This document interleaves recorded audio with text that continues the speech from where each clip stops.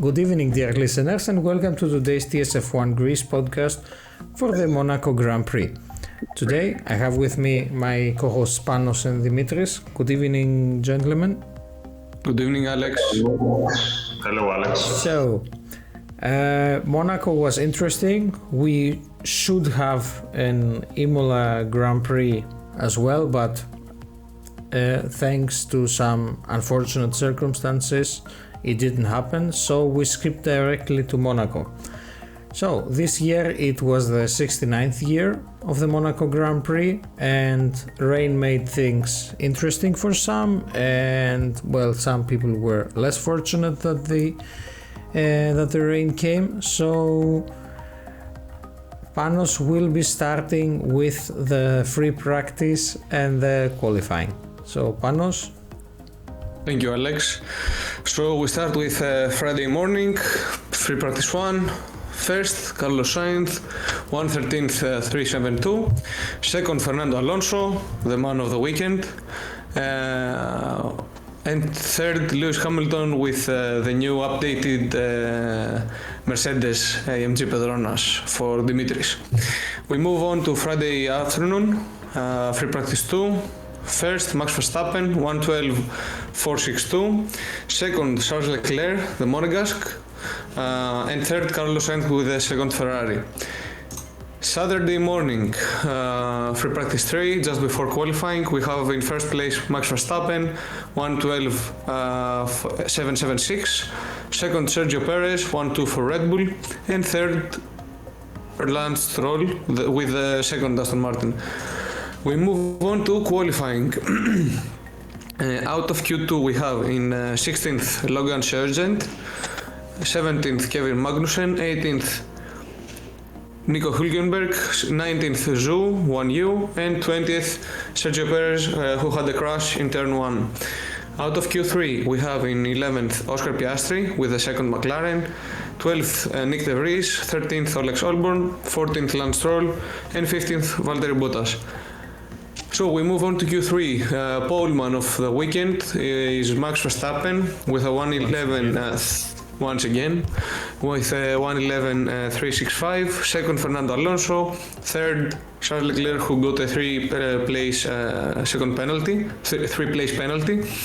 Fourth, Esteban Ocon. Fifth, Carlos Sainz. Sixth, Lewis Hamilton. Seventh, Pierre Gasly.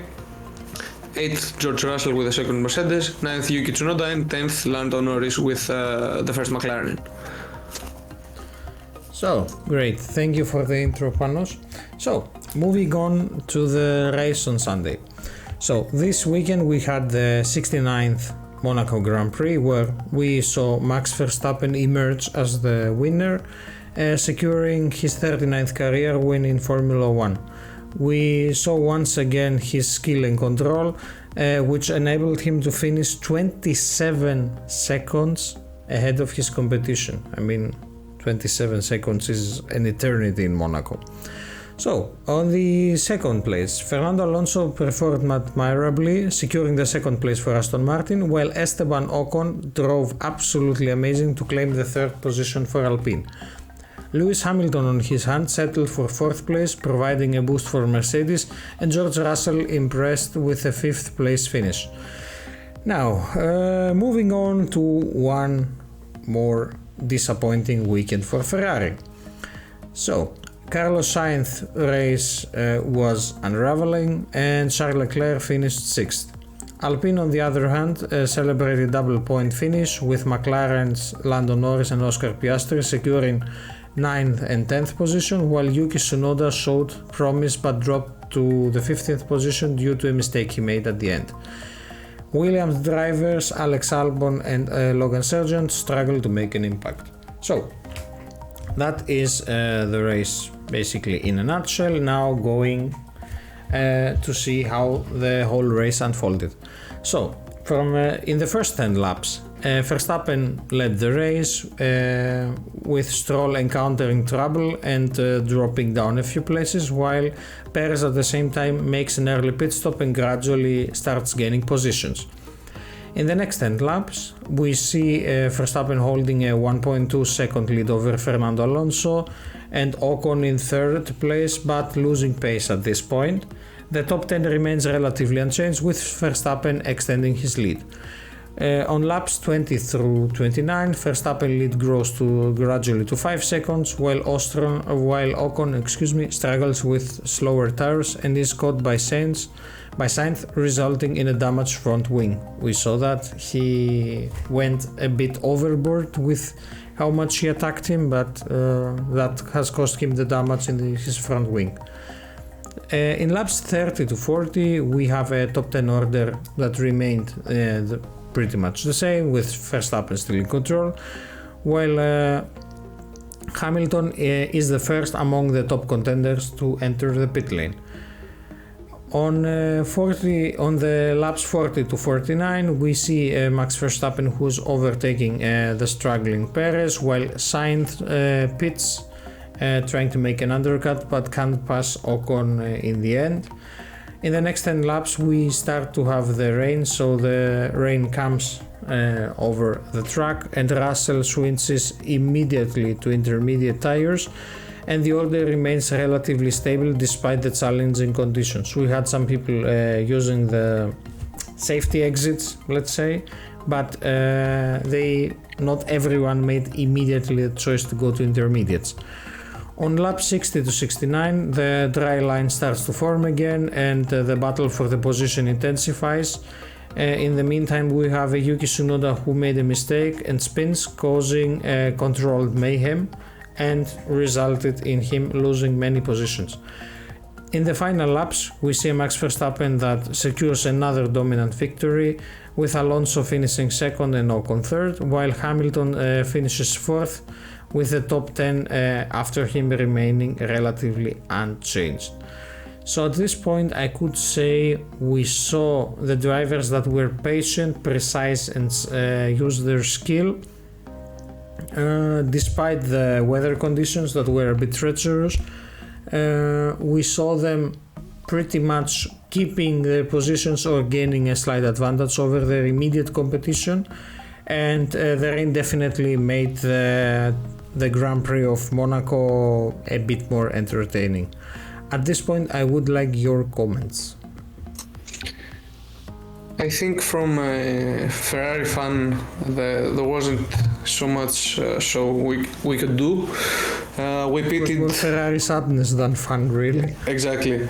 We saw Leclerc pitting for the mediums, I think, while it was raining. He seemed to have the pace in the hards, so I don't see why he got the mediums on and didn't wait to just switch to intermediates. Because it's Ferrari. That's what we do. Exactly. I think the rest. Okay, Carlos Sainz made a mistake, went off to the safety area, rejoined, no problem. We saw Russell crashing on joining Perez, which was a bit funny.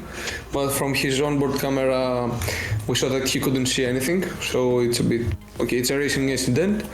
And the fact that the chassis of the F1 cars can hold up all this bumping on the walls we saw from drivers earlier on the racing stint, I think it says a lot about the future of Formula One.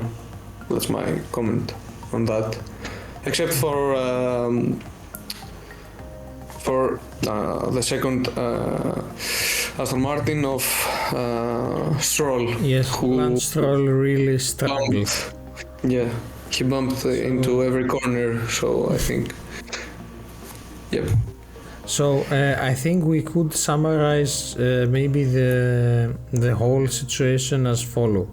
So we basically have got a Red Bull that's Red Bull. I mean, Verstappen is Verstappen. Verstappen is ahead. Perez is trying to show what he can do, but making a lot of mistakes makes him be like he's not where he should be for the car that he has. But I think it's just bad luck and minor mistakes. Perez is Perez. Mercedes has brought many changes, which it remains to be seen in this coming weekend with the Spanish Grand Prix what they bring, because in Monaco we didn't have really a chance to see them. But again, it's a slow track, it's a city circuit, so I mean we expect to see them on Barcelona if they really improve something or not. On the other hand, I mean Aston Martin again gave their absolute best, I think, to come second, for Fernando Alonso to come second, despite Lance Stroll being a bit weak this weekend. And I mean, from my side, it's kudos to Ocon and Alpine for securing the third place on the podium. For Ferrari and the rest of the teams, so basically McLaren and Williams, I think it's a sad story that is to be continued, I guess. Only time will tell. So, Mercedes fanboy, any comments on the race of Hamilton and Russell? I think that Mercedes really made the difference with the upgrades, as they are the only team that actually makes upgrades to their cars, and we will see the positive results in the next race. Okay, he drops his mic. Let's see. Okay, I think the Greek version of the podcast will be really interesting at this point. So, I think that's pretty much everything from Monaco Grand Prix. I mean, we didn't really expect like an amazingly interesting race. Okay, rain made it clear that Ferrari's strategy once again, as always, doesn't work. And I guess it remains to be seen how much improvement will the new upgrades of Mercedes bring in the next Grand Prix. So, following up the Monaco Grand Prix, we will have the Spanish Grand Prix this weekend, June 4th to 6th. So we can expect you next week to join us again for the TSF1 podcast for the Spanish Grand Prix, as we really make our way towards the summer break and we really wait for the Le Mans 24-hour race as well for the World Endurance Championship. So, gentlemen, thank you very much for being with us today. Dear listeners, thank you very much for joining us, and we expect to see you next week for the Spanish Grand Prix. From the TSF1 podcast team, have a great evening. Bye.